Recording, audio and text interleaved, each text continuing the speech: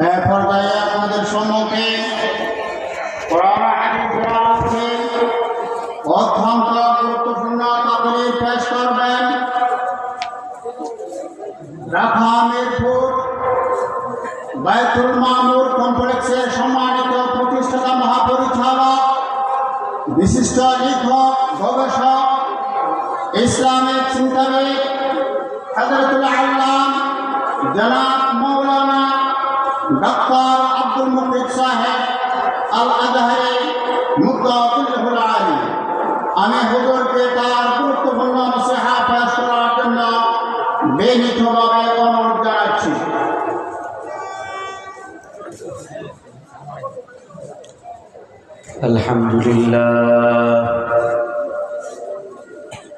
আলহামদুলিল্লাহ নাহমাদুহু ওয়া নাস্তাঈনুহু ওয়া নাস্তাগফিরুহু ওয়া নু'মিনু বিহি ওয়া নাতাওয়াক্কালু আলাইহি ওয়া না'উযু বিল্লাহি মিন শুরুরি أنفسنا ومن سيئات أعمالنا من يهده الله فلا مضل له ومن يضلله فلا هادي له ونشهد أن لا إله إلا الله وحده لا شريك له ونشهد أن سيدنا ومولانا محمدا عبده ورسوله أرسله بالحق بشيرا ونذيرا بين يدي الساعة من يطع الله ورسوله فقد رشد واهتدى ومن يعصهما فقد ضل وغوى.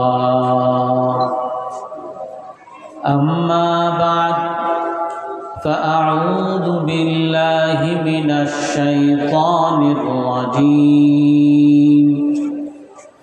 بسم الله الرحمن الرحيم.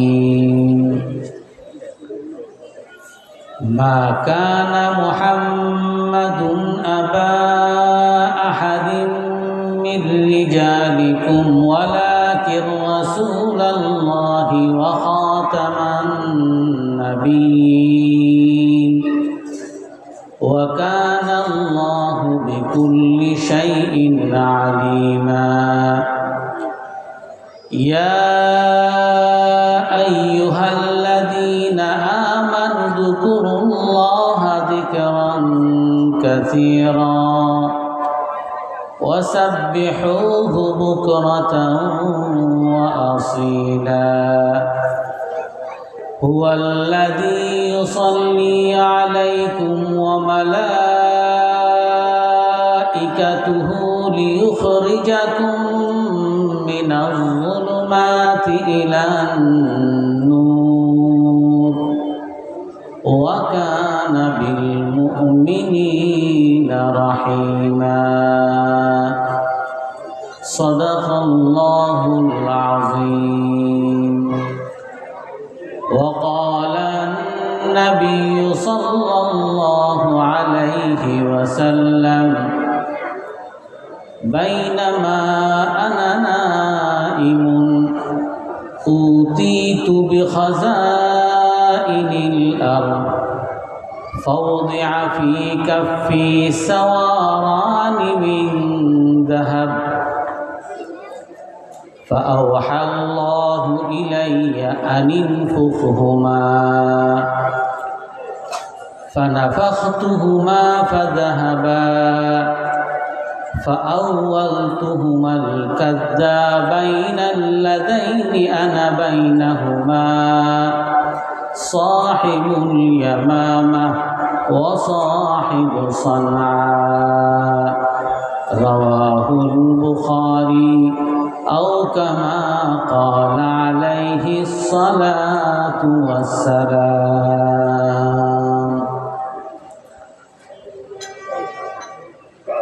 الجامعة الإسلامية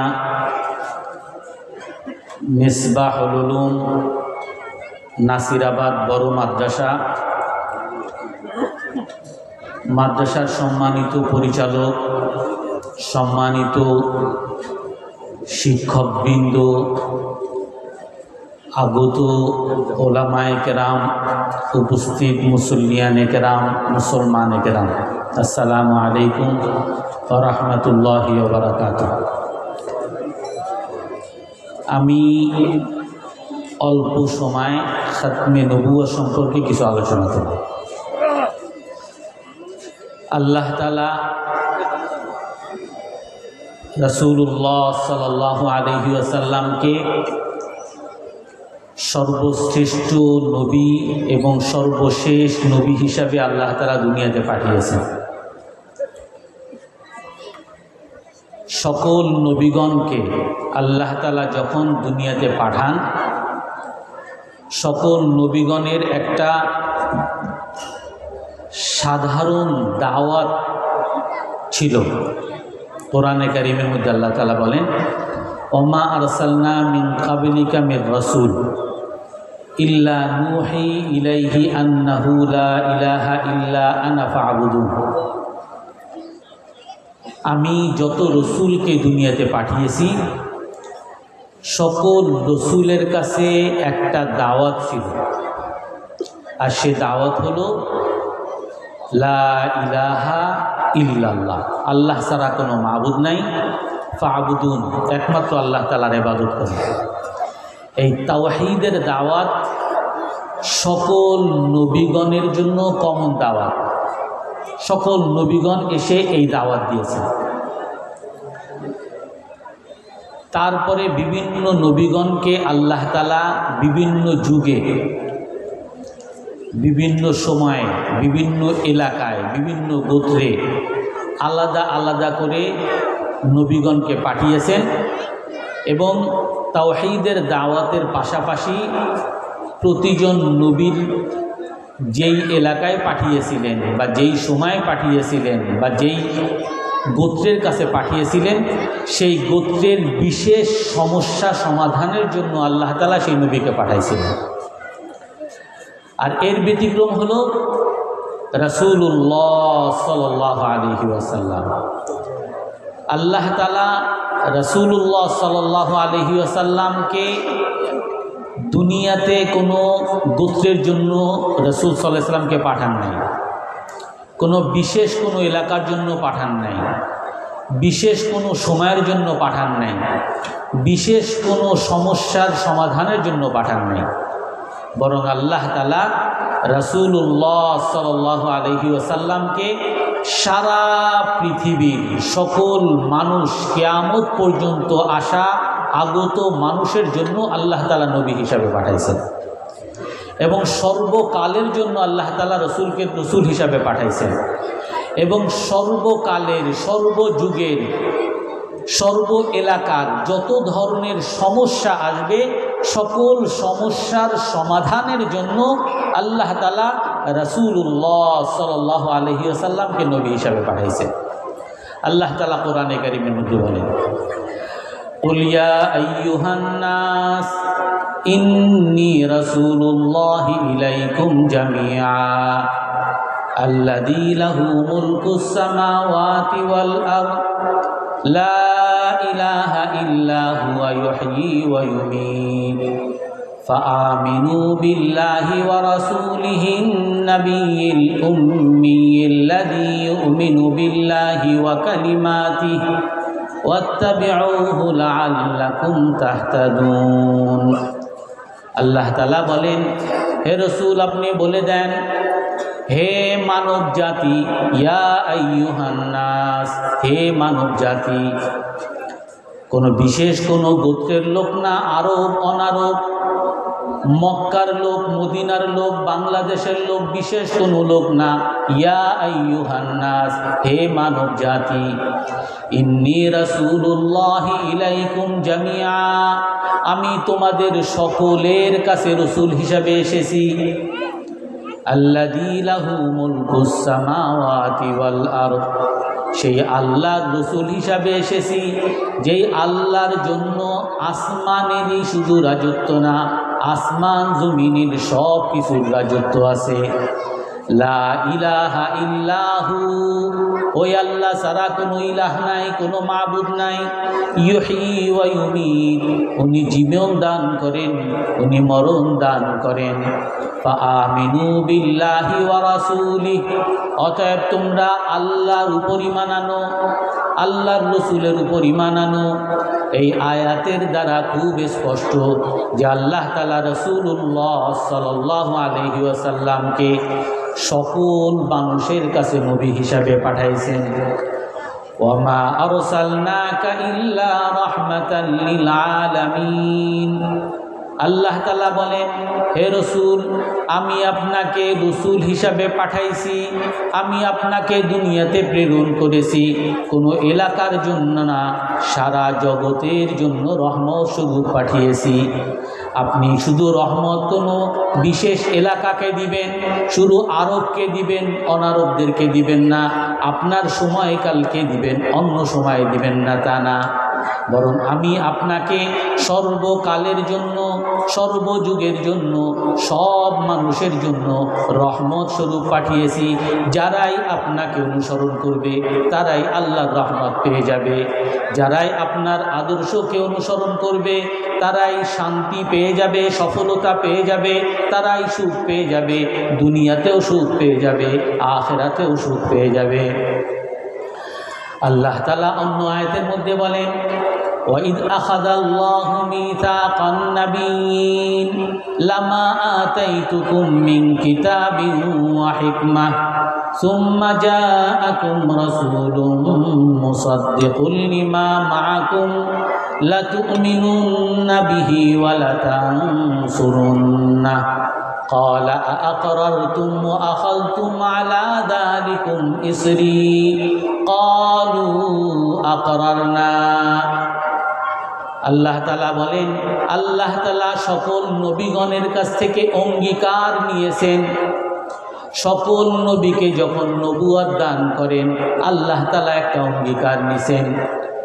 সকল নবীর কাছে নবুয়ত দেওয়ার সময় আল্লাহ তাআলা বলেছেন, তুম্মা জাআকুম রাসূলুম মুসাদ্দিকুল লিমা মাআকুম, তোমাদের পরে একজন নবী আসবে, যেই নবী তোমরা যে তাওহীদের দাওয়াত নিয়ে আসো এই তাওহীদের দাওয়াতের স্বীকৃতি দিবে, এই তাওহীদের দাওয়াতের সমর্থন দিবে, এই তাওহীদের দাওয়াত ওই নবী দিবেন।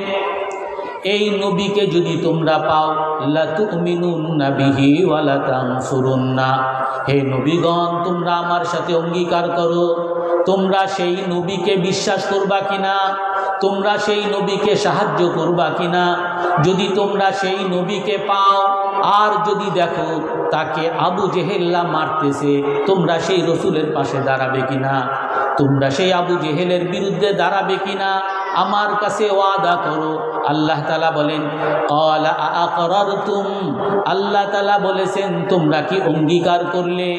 সকল নবীগণ এক বাক্যে সমস্বরে বলেছে, ক্বালু আকরারনা, হে আল্লাহ আমরা সবাই অঙ্গীকার করলাম সেই নবীকে যদি আমরা পাই তার উপরে শুধু তাকে শুধু বিশ্বাসই করব না, তার সততার শুধু স্বীকৃতি দিব না, তার পাশে তার পক্ষ অবলম্বন করব, তার সহযোগিতা করব, তাকে সমর্থন করব, তার বিরোধীদের মোকাবেলা করব।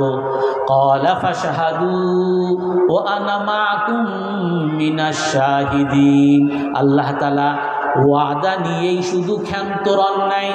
তারপর আল্লাহ তাআলা বলেন, হে নবীগণ তোমরা সবাই সাক্ষী থাকো, ওয়া আনা মাআকুম মিনাশ শাহিদিন, আমিও তোমাদের সাথে সাক্ষী রইলাম। তোমাদের পরে যেই নবী আসবে সেই নবীকে তোমরা সবাই স্বীকৃতি দিতে হবে, তোমরা সেই নবীকে সবাই সমর্থন করবে, সকলে সহযোগিতা করবে, আর সেই নবীকে আমি সারা পৃথিবীর মানুষের জন্য দুনিয়াতে পাঠাবো। আল্লাহ তাআলা রাসূলুল্লাহ সাল্লাল্লাহু আলাইহি ওয়াসাল্লাম সারা পৃথিবীর জন্য যে নবী, সারা জগতের জন্য যে নবী, সর্বশেষ নবী, খুব স্পষ্ট করে আল্লাহ তাআলা বলেন, মা কানা মুহাম্মাদুন আবা আহাদিম মির রিজালিকুম ওয়ালাকিন রাসূলুল্লাহি ওয়া খাতামান নাবিয়্যিন। মুহাম্মদ সাল্লাল্লাহু আলাইহি ওয়াসাল্লাম তোমাদের কারো বাবা নয়, ওয়ালাকিন রাসূলুল্লাহ, মুহাম্মদ সাল্লাল্লাহু আলাইহি ওয়াসাল্লাম আল্লাহর রাসূল, ওয়া খাতামান নাবিয়্যিন, মুহাম্মদ সাল্লাল্লাহু আলাইহি ওয়াসাল্লাম সকল নবীগণের সর্বশেষ নবী। এই আয়াতের মতো স্পষ্ট আয়াত আর কিছুই লাগে না, এটাই যথেষ্ট। আল্লাহ তাআলা কোরআনে কারিমের মধ্যে স্পষ্ট বলে দিয়েছেন মুহাম্মদ সাল্লাল্লাহু আলাইহি ওয়াসাল্লাম সর্বশেষ নবী। এবং রাসূল সাল্লাল্লাহু আলাইহি ওয়াসাল্লাম হাদিসের মধ্যে খুব স্পষ্ট করে বলে দিয়েছেন, আনা খাতামুন নাবিয়্যিন ওয়ালা নাবিয়্যা বাদি, আমি সর্বশেষ নবী, আমার পরে কোনো নবী আসবে না। অন্য একটা হাদিসের মধ্যে রাসূলুল্লাহ সাল্লাল্লাহু আলাইহি ওয়াসাল্লাম বলেন, মাসালি ওয়া মাসালুল আম্বিয়া কামাসালি রাজুলিন বানা দারান বানা বাইতান ফা আহসানাহু ওয়া আজমালা ওয়া আকমালা। আমার আর অন্যান্য নবীদের দৃষ্টান্ত উদাহরণ হলো এমন, এক ব্যক্তি একটা বাড়ি বানিয়েছে, আর সেই বাড়িকে সে সম্পূর্ণ করেছে, সুন্দর করেছে, সব কিছু রং দিয়েছে, বাইরে থেকে গেট, বাউন্ডারি ওয়াল সব কিছু করেছে। ওই বিল্ডিংয়ের জন্য যদি লিফট দরকার হয় লিফটও লাগিয়েছে, এসি দরকার হয় এসিও লাগাইছে, যত ধরনের সৌন্দর্যের দরকার সব কিছু তার শেষ। ইল্লা মাউদাউল লাবিনা, সে শুধু ঘরের এক কোণার মধ্যে একটা ইটের জায়গা ফাঁকা রাখছে, একটা জানালা সে লাগায় নাই। আপনার বাড়ি আপনি সব করছেন, বাইরের প্লাস্টার, বাইরের রং, বাইরের লিফট, দারোয়ান সব আছে, আর আপনি এই বাসা যদি ভাড়া দিতে চান, আর আপনার ভাড়াটিয়া ঢুকে দেখবে যে একটা জানালা নাই, যে ভাই এই পাশের জানালা নাই, এখান থেকে তো চোর ডাকাত ঢুকবে। আপনি বললেন যে ভাই আমার এই জানালা লাগানোর মতো টাকা ছিল না, এই ভাড়াটিয়া কখনো ভাড়া নিবে? কখনো ভাড়া নিবে না। রাসূলুল্লাহ সাল্লাল্লাহু আলাইহি ওয়াসাল্লাম বলেন, আমার দৃষ্টান্ত আর নবীগণের দৃষ্টান্ত হলো, এক ব্যক্তি বাড়ি বানাইছে এবং সব কিছু সুন্দর করেছে, সব কিছু পূর্ণ করেছে, কিন্তু একটা ইট লাগায় নেই, ঘরের মধ্যে একটা জায়গা ফাঁকা রয়েছে, এখান থেকে চোর ডাকাত সাপ বিচ্ছু সব ঢুকতে পারবে। ফাজআলান নাসু ইয়াদখুলুনা ওয়া ইয়াতুফুনা বিহি ওয়া ইয়াজাবুনা মিন, মানুষ ওই বাড়িতে ঢুকে আর বাড়ির সৌন্দর্য দেখে অনেক খুশি হয় যে অনেক সুন্দর বাড়ি, কিন্তু ওই যে ইটের জায়গা, যেই জানালাটা লাগানো হয় নাই, ওইটা দেখে অবাক হয়। হাল্লা মাউদাউল লাবিনা, এই বাড়িটা তো সবই হয়েছে, শুধু এই ইটটা লাগাইলে না বাড়িটা সুন্দর হয়ে যেত, বাড়িটা পরিপূর্ণ হইত, বাড়িটা তো অসম্পূর্ণ রয়েছে। এত ঝাঁক জমক, এত চাকচিক্য, এত রং দিয়ে লাভটা হইল কি? যদি ঘরের ভিতরের জানালাই না করা হইল, ঘরের ভিতরে যদি ফাঁকাই থেকে গেল। فقال النبي صلى الله عليه وسلم أنا موضع اللبنة। রাসূলুল্লাহ সাল্লাল্লাহু আলাইহি ওয়াসাল্লাম বলেন, ওই বাড়ির যেই ইটের কারণে বাড়িটা অসম্পূর্ণ রয়েছে, আমি সেই বাড়ির ইটের স্থলাভিষিক্ত, আমি সেই ইট। আল্লাহ তাআলা ওয়াখাতিমতু বিন নাবিয়্যুন ওয়াখাতিমাত বিন নাবিয়্যুন, আল্লাহ তাআলা আমার দ্বারা এই ইট লাগিয়ে দিছেন আর আমার দ্বারা সকল নবীর ধারাবাহিকতা শেষ করে দিছেন। আল্লাহ তাআলা আমাকে সর্বশেষ নবী বানাইছেন আর আমার দ্বারা অন্যান্য সকল নবীর আসার যে ধারাবাহিকতা ছিল এই ধারাবাহিকতা শেষ করে দিছেন। বুখারী শরীফের আর একটা হাদিসের মধ্যে রাসূলুল্লাহ সাল্লাল্লাহু আলাইহি ওয়াসাল্লাম বলেন, কানাত বানু ইসরাঈল তাসুসুহুমুল আম্বিয়া কুল্লামা হালাকা নাবিয়্যুন খাল্লাফাহু নবী। বনি ইসরাইলের তাদের এক এক নবীর পরে আর এক নবী আসতো। এক নবী আসার পরে সেই নবী যখন চলে যাইত তখন আল্লাহ তাআলা আর একজন নবীকে পাঠাইতেন। এক এলাকার মধ্যে আল্লাহ তাআলা এক নবীকে পাঠাইতেন, ওই এলাকার নবী চলে গেলে আল্লাহ তাআলা আর এক নবীকে পাঠাইতেন। এভাবেই আল্লাহ তাআলা ধারাবাহিকভাবে নবীদেরকে পাঠাইছেন। যখনই কোনো নবী চলে যাইতেন মানুষ গোমরা হয়ে যাইত, পথভ্রষ্ট হয়ে যাইত, তাদেরকে ঠিক করার জন্য আল্লাহ তাআলা আর একজন নবীকে পাঠাইতেন। রাসূলুল্লাহ সাল্লাল্লাহু আলাইহি ওয়াসাল্লাম বলেন, ওয়া আনা খাতামুন নাবিয়্যিন ওয়া লা নাবিয়্যা বাদি। বনি ইসরাইলের পরে আল্লাহ তাআলা আমাকে সর্বশেষ নবী হিসাবে পাঠাইছেন এবং আমার পরে আর কোনো নবী আসবে না। রাসূলের যুগে তবুকের যুদ্ধে রাসূল সাল্লাল্লাহু আলাইহি ওয়াসাল্লাম যাচ্ছিলেন।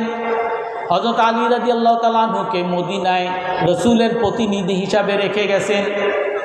তো হযরত আলী রাদিয়াল্লাহু তাআলা আনহু বলেন, তুখাল্লিফুনা ফিন নিসাই ওয়া ফিল উইলদান। হে আল্লাহর রাসূল, আপনি আমাকে, আমি একজন যোদ্ধা মানুষ, আপনি আমাকে যুদ্ধে না নিয়ে আমাকে নারীদের প্রতিনিধি, নারীদের শাসক হিসাবে রেখে যাচ্ছেন, বাচ্চাদের শাসক হিসাবে রেখে যাচ্ছেন, আমারে কেন জিহাদে অংশগ্রহণের সুযোগ দিলেন না? রাসূলুল্লাহ সাল্লাল্লাহু আলাইহি ওয়াসাল্লাম তখন আলী রাদিয়াল্লাহু তাআলা আনহুকে বলেন, আলা তারদা আন তাকুনা মিন্নি বিমানজিলাতি হারুনা মিন মূসা। হে আলী রাদিয়াল্লাহু আনহু, তুমি কি এতে খুশি না যে তুমি আমার স্থলাভিষিক্ত হলে যেভাবে হারুন আলাইহিস সালাম মূসা আলাইহিস সালামের স্থলাভিষিক্ত হয়েছে?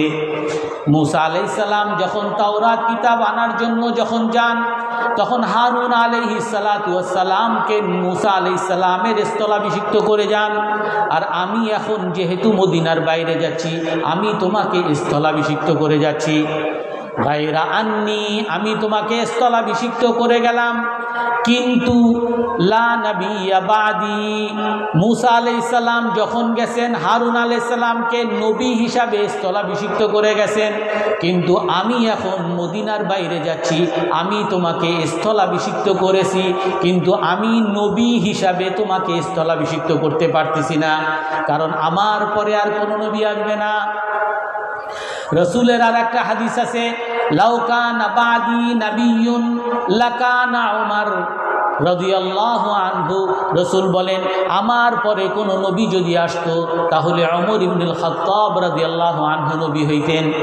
কিন্তু যেহেতু রাসূলের পরে কোনো নবী আসবে না, এই জন্য আলী রাদিয়াল্লাহু তাআলা আনহুর ক্ষেত্রেও বলছেন তুমি আমার নবী হতে পারবে না। হযরত ওমর রাদিয়াল্লাহু তাআলা আনহুকেও বলছেন যে তুমি আমার পরে কোনো নবী আসার যদি সুযোগ হইতে তাহলে ওমর রাদিয়াল্লাহু তাআলা আনহু হইতে, কিন্তু আমার পরে যেহেতু কোনো নবী আসার সুযোগ নাই, অতএব তুমিও নবী হইতে পারো না। এই জন্য আমরা দেখি ইতিহাসের মধ্যে যখন মুসাইলামা বিন কাজ্জাব রাসূলের যুগে নবুয়তের মিথ্যা নবুয়তের দাবি করে, রাসূলুল্লাহ সাল্লাল্লাহু আলাইহি ওয়াসাল্লাম তখন হাদিসের মধ্যে বলেন, বুখারী শরীফের হাদিস, বাইনামা আনা নাইমুন, আমি ঘুমিয়েছিলাম, উতিতু বিখাজাইনিল আরদ, আমার কাছে আসমান জমিনের, আমার কাছে জমিনের ভান্ডার নিয়ে আসা হয়েছে। আর জমিনের ভান্ডার থেকে ফাউদিআ ফি কাফি সাওয়ারানি মিন যাহাব, আমার হাতের তালুর মধ্যে স্বর্ণের 2টা চুড়ি রাখা হয়েছে, চুড়ি পরা হয় হাতে। আর রাসূলুল্লাহ সাল্লাল্লাহু আলাইহি ওয়াসাল্লাম বলেন, আমার হাতের তালুর মধ্যে স্বর্ণের 2টা চুড়ি রাখা হয়েছে। ফাআওহাল্লাহু ইলাইয়া আনিনফুখহুমা, রাসূল বলেন আল্লাহ তাআলা আমার কাছে ওহী পাঠাইলেন যে তুমি ফু দাও, ফুৎকার দাও। আমি ফু দিলাম, হাতের তালুর মধ্যে ফু দিলাম, ফানাফাখতুহুমা ফাযাহাবা, আমার ফু দেওয়ার কারণে এই স্বর্ণের দুইটা চুরি চলে গেল। ফাআওয়ালতুহুমাল কাযাবাইনাল্লাযাইনি আনা বাইনাহুমা, রাসূল বলেন আমি এই স্বপ্নের ব্যাখ্যা করেছি, আমি স্বপ্নের ব্যাখ্যা করেছি দুই মিথ্যুক দ্বারা। কারণ আমার হাতের মধ্যে, আমার হাতের তালুর মধ্যে স্বর্ণের চুড়ি, স্বর্ণের চুড়ি পরার স্থান হলো হাতের বাহুর মধ্যে, আর তালুর মধ্যে যেহেতু স্বর্ণের চুড়ি রাখা হয়েছে, তার মানে হলো জায়গা রেখে বে জায়গায় এই স্বর্ণের চুড়ি রাখা হয়েছে। যেহেতু বে জায়গায় নির্দিষ্ট, তার নির্দিষ্ট স্থানে যেহেতু এই চুরি রাখা হয় নাই, বে জায়গা রাখা হয়েছে, এই জন্য আমাকে আল্লাহ তাআলা বলছেন তুমি ফু দিয়ে দাও। আমি ফু দিয়ে দিছি আর এটা উড়ে গেছে।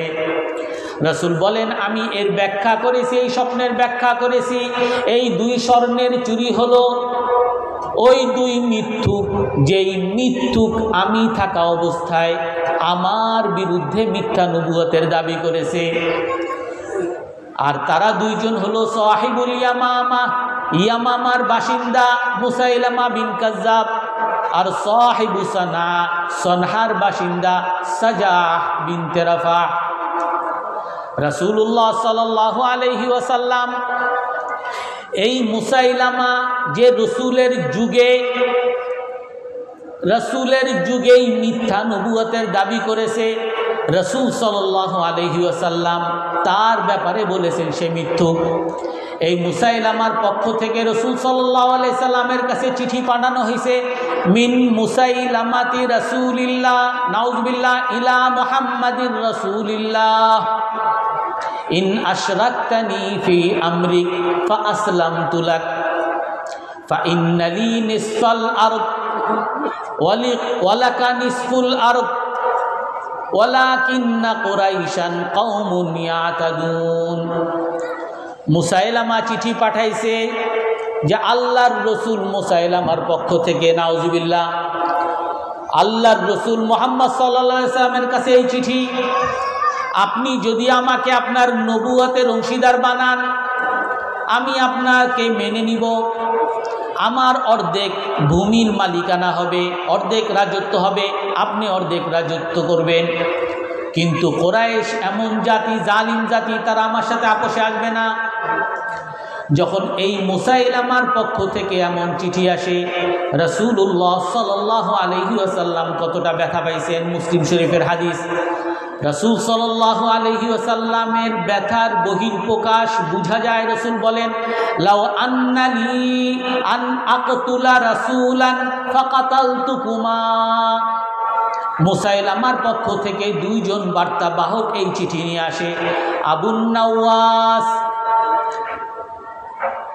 এই দুইজন আবুন নাওয়াস আর আরেকজন, এই দুইজন তারা রাসূলের কাছে বার্তাবাহক, বার্তা নিয়ে এসে তাদেরকে জিজ্ঞাসা করে, আতাশহাদানি আন্নী রাসূলুল্লাহ, তোমরা কি সাক্ষী দাও আমি আল্লাহর রসুল? তারা বলে হ্যাঁ আমরা সাক্ষী দিই আপনি আল্লাহর রসুল।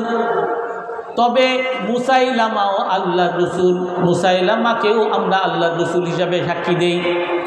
রাসূলুল্লাহ সাল্লাল্লাহু আলাইহি ওয়াসাল্লাম তাদেরকে লক্ষ্য করে তখন বলেন, যদি আমার জন্য বৈধ হতো কোনো বার্তাবাহককে হত্যা করা, আমি তোমাদের দুইজনকে হত্যা করে দিতাম।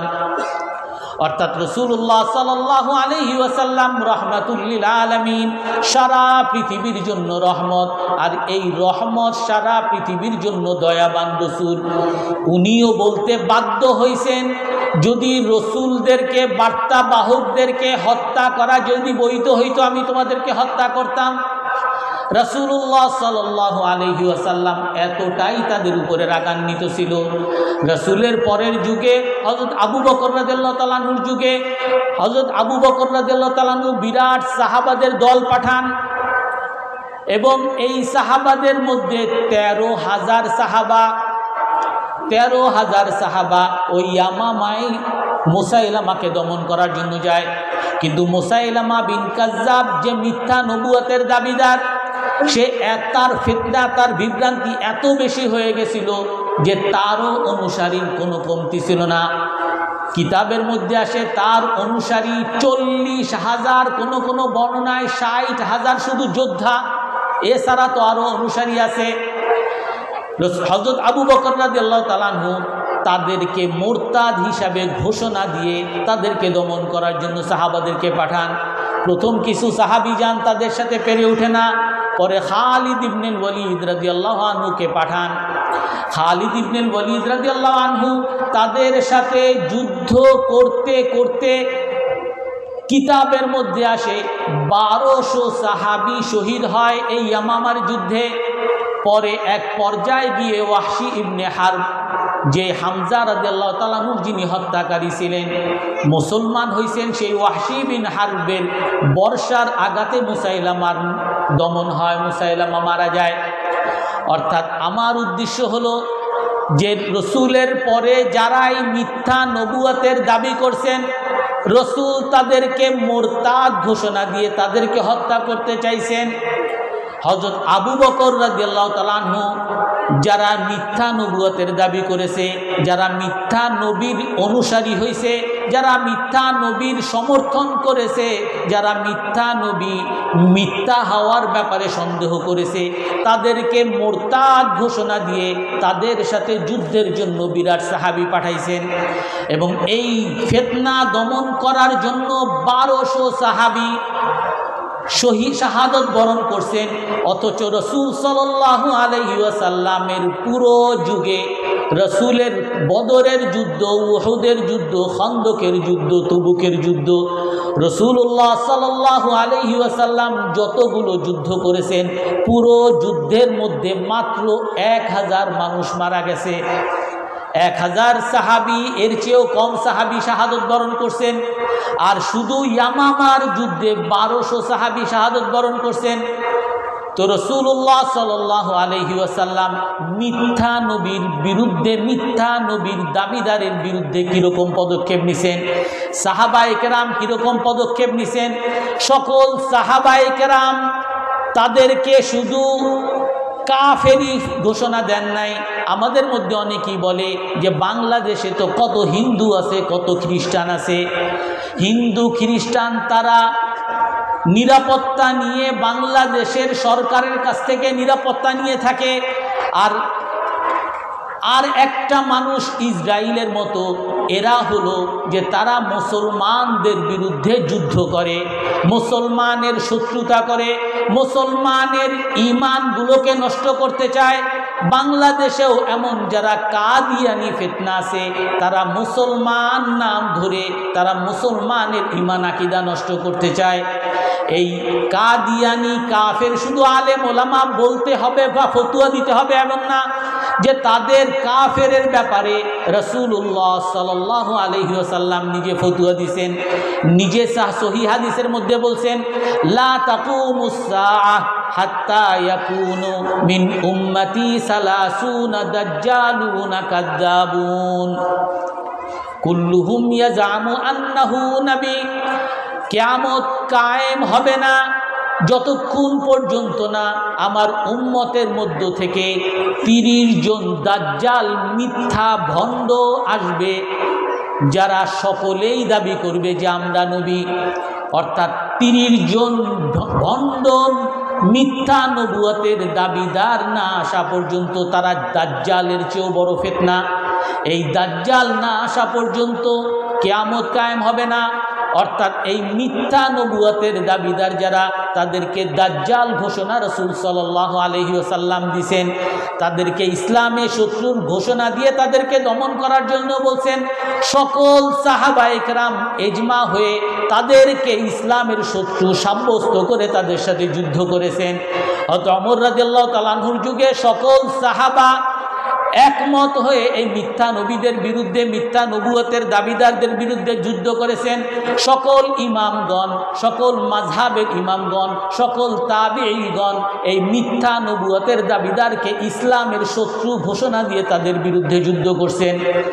কারণ রাসূলুল্লাহ সাল্লাল্লাহু আলাইহি ওয়াসাল্লাম হলেন সর্বশেষ নবী। আমরা কোরআনে কারীমের মধ্যে দেখতে পাই, আল্লাহ তাআলা বলেন, وَإِلَى مَدْيَنَ أَخَاهُمْ شُعَيْبًا قال يا قوم اعبدوا الله ما لكم من إله غيره ولا تنقصوا المكيال والميزان إني أراكم بخير وإني أخاف عليكم عذاب يوم محيط। আল্লাহ তাআলা বলেন, আমি শুআইব আলাইহিস সালাতু ওয়াস সালামের কাছে বাসীর কাছে শুআইব আলাইহিস সালামকে পাঠাইছি। শুআইব আলাইহিস সালাম তাওহীদের দাওয়াত দিয়েছেন। তাওহীদের দাওয়াত দেওয়ার পরে শুআইব আলাইহিস সালাম তাদেরকে তাদের সমস্যার দাওয়াত দিয়েছেন।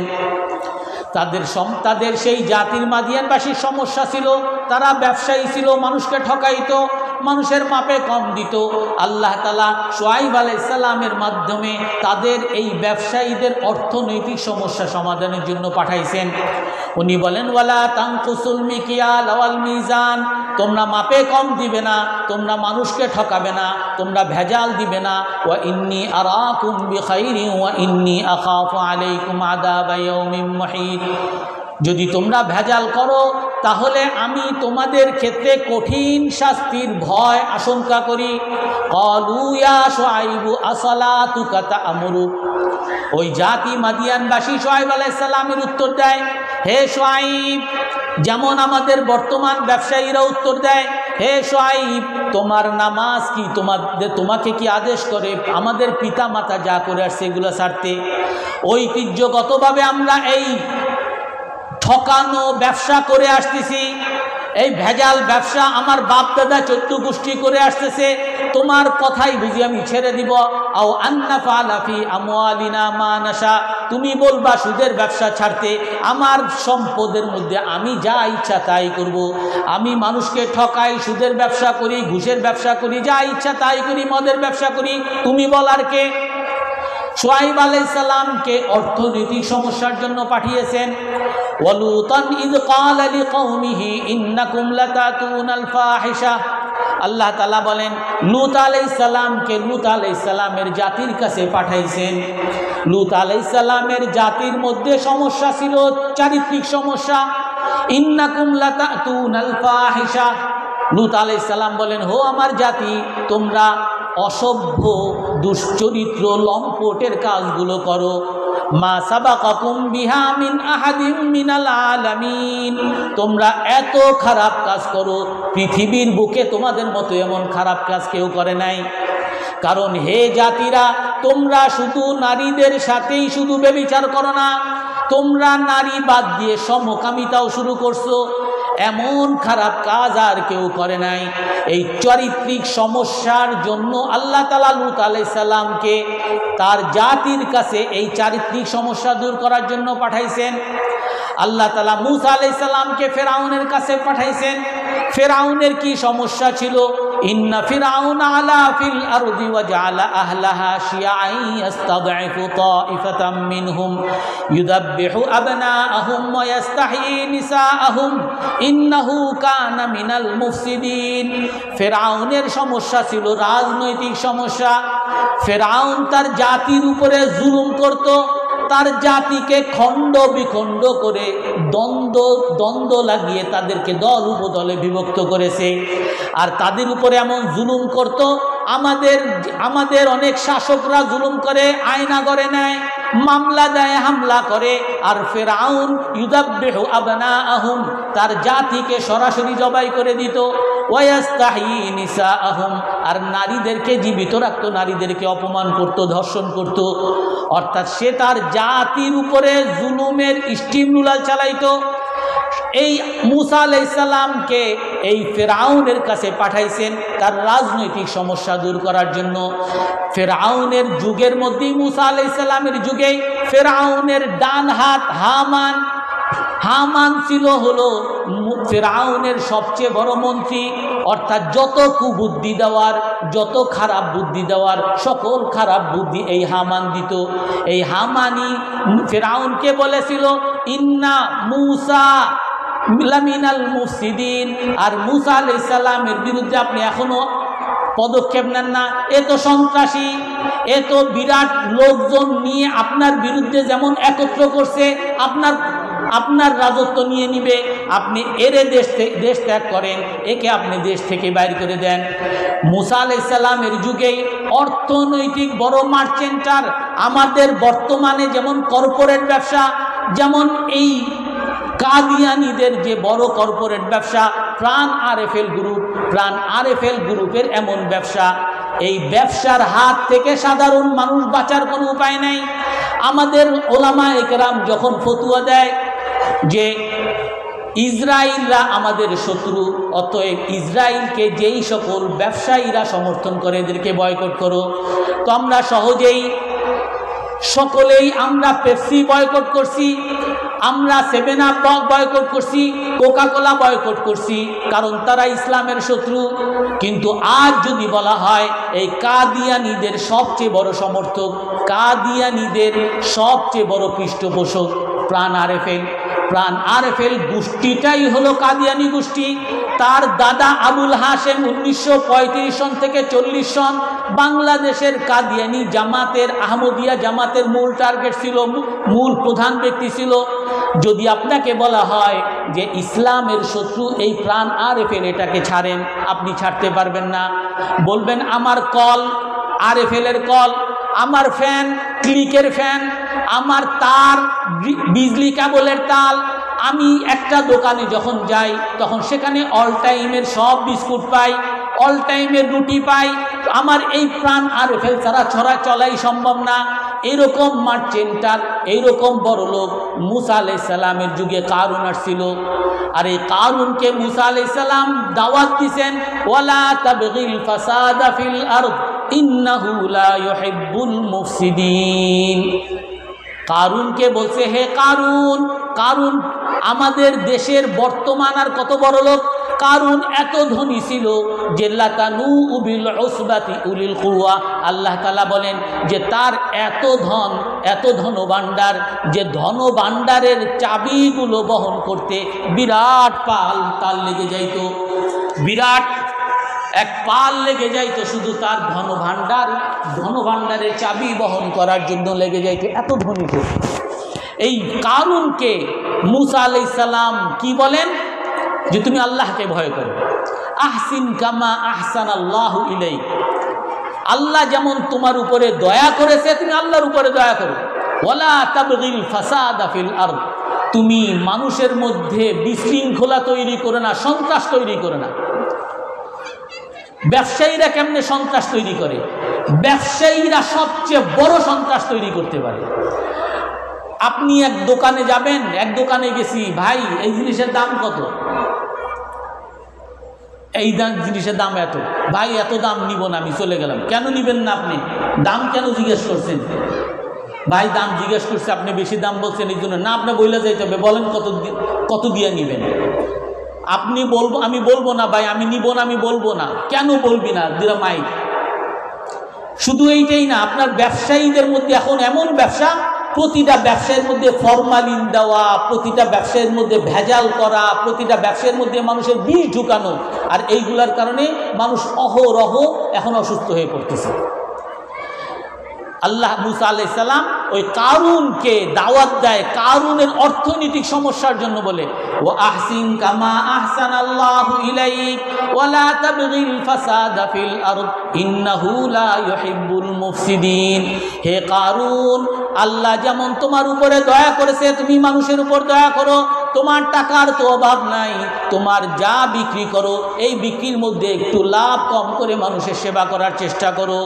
তোমার গাড়ি আছে, গাড়ি দিয়ে মানুষের কাছ থেকে ভাড়া নাও, তো গাড়ি দিয়ে মানুষের সেবা করার চেষ্টা করো। রসুল আমাদেরকে এটাই শিখাইছেন।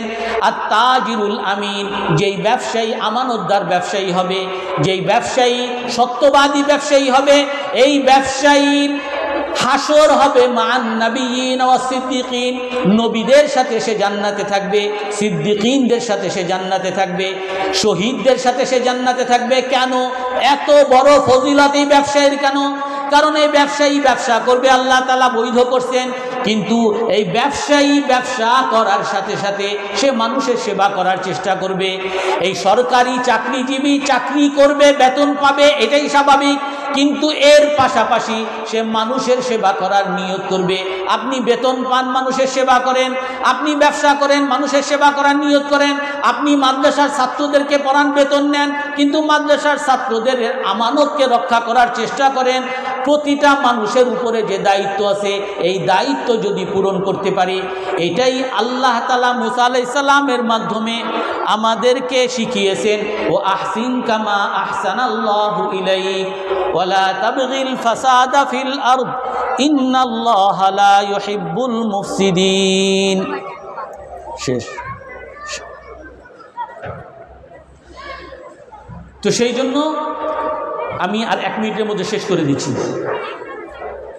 তো এই জন্য আমি 3 জন নবীর কথা বললাম। এই 3 জন নবীকে আল্লাহ তাআলা দুনিয়াতে পাঠাইছেন তাওহীদের দাওয়াতের পাশাপাশি তারা বিভিন্ন সমস্যার সমাধানের জন্য পাঠাইছেন। এই যে সমস্যা, অর্থনৈতিক সমস্যা, রাজনৈতিক সমস্যা, চারিত্রিক সমস্যা, এই সমস্যা কি আমাদের নাই? এই সমস্যা কি আমাদের নাই? আমাদের ব্যবসায়ীরা কি সব কি খুব ভালো মানুষ? বা আমাদের সকল যুবকরা কি খুব চরিত্রবান মানুষ? অথবা আমাদের রাজনীতিবিদ সব কি খুব ভালো মানুষ, ফেরেশতা মানুষ, নবী মানুষ, মাসুম মানুষ? এরকম সকল সমস্যা আছে। এই সকল সমস্যার সমাধান করার জন্য আলাদা আলাদা নবী আসবেন? আলাদা আলাদা নবী আসবেন না। এই সকল সমস্যার সমাধানের জন্য আল্লাহ তাআলা একজন রসুলকে পাঠাইছেন, তিনি হলেন মুহাম্মাদুর রাসূলুল্লাহ সাল্লাল্লাহু আলাইহি ওয়াসাল্লাম। কিন্তু বর্তমান যুগে কি রাসূল সাল্লাল্লাহু আলাইহি ওয়াসাল্লাম আছে? 1400 বছর আগে রাসূল সাল্লাল্লাহু আলাইহি ওয়াসাল্লাম দুনিয়া থেকে চলে গেছে।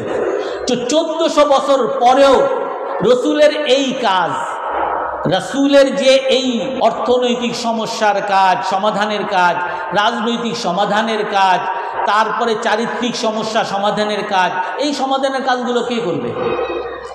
এইগুলো করবে হলো রসুলের পরে রসুলের উম্মত যারা আছে, এই উম্মতকে আল্লাহ তাআলা রসুলগণের দায়িত্ব দিয়ে দিয়েছেন। এই জন্য আল্লাহ তাআলা কোরআনে কারীমের মধ্যে বলেন, কুনতুম খায়রা উম্মাতিন উখরিজাত লিন-নাস তা'মুরুনা বিল মা'রুফ ওয়া তানহাউনা আনিল মুনকার ওয়া তু'মিনুনা বিল্লাহ। তোমরা সর্বশ্রেষ্ঠ জাতি। সর্বশ্রেষ্ঠ জাতি কেন? কারণ আমরা নবীদের কাজ করি, কারণ তোমরা মানুষের কল্যাণ করবে, ব্যবসায়ীরা মানুষের কল্যাণের জন্য ব্যবসা করবে, যুবকরা মানুষের কল্যাণের জন্য কাজ করবে, রাজনীতিবিদরা মানুষের কল্যাণের জন্য কাজ করবে। সকল মানুষকে, সকল নবীর উম্মতকে আল্লাহ তাআলা কল্যাণের জন্য পাঠাইছেন। কল্যাণ কেমনে করবা? তা'মুরুনা বিল মা'রুফ ওয়া তানহাউনা আনিল মুনকার। ভালো কাজের আদেশ করবা, অসৎ কাজের নিষেধ করবা। এই দাওয়াতের কাজ কেন করবা? তুমিনুনা বিল্লাহ, আল্লাহকে খুশি করার জন্য করবা, দুনিয়ার কোনো লাভের জন্য না, দুনিয়ার কোনো গৌরবের জন্য না, দুনিয়ার কোনো পদ পদবীর জন্য না, আল্লাহর জন্য দাওয়াতের কাজ করবা। এই দাওয়াতের কাজ কি শুধু হুজুরের? শুধু হুজুরদের? সকল মানুষের দাওয়াত। সর্বশেষ আয়াত বলে শেষ করতেছি, ওয়াল আসর ইন্নাল ইনসানা লাফি খুসর। আল্লাহ তাআলা বলেন সকল মানুষ ক্ষতির মধ্যে। ক্ষতি থেকে বাঁচতে হলে মানুষ ক্ষতি, শুধু আলেম না, শুধু মুসলমান না, সকল মানুষ ক্ষতির মধ্যে। ক্ষতি থেকে বাঁচতে হলে কাজ কি করতে হবে? ইল্লাল্লাযীনা আমানু, ঈমান আনতে হবে। কাফের তুমি যদি ক্ষতি থেকে বাঁচতে চাও, ঈমান আনো। ওয়া আমিলুস সালিহাত, মুমিন হইছো, তুমি রসুলকে মানো। রসুলকে মানলে তুমি লাভবান হবা, না হলে ক্ষতির মধ্যেই থেকে যাবা। তুমি ঈমান আনছো, আমল আছো, তুমি কি ক্ষতি থেকে বেঁচে গেছো? না, ক্ষতি থেকে বাঁচো নাই, এখনো ক্ষতিতে আসো। ক্ষতি থেকে বাঁচতে হলে ওয়া তাওয়াসাউ বিল হক, হকের দাওয়াত দিতে হবে। হকের দাওয়াত শুধু হুজুরদের না, যে যা হবে সব হুজুরের মাথায় যাবে। মামলা খাইলে হুজুর খাবে, আয়না ঘরে যাইতে হইলে হুজুরে যাবে, হুলিয়া জারি হইলে হুজুরের বিরুদ্ধে যাবে। আমি তো নিরিবিলি মানুষ না, আপনি মুসলমান হবেন না।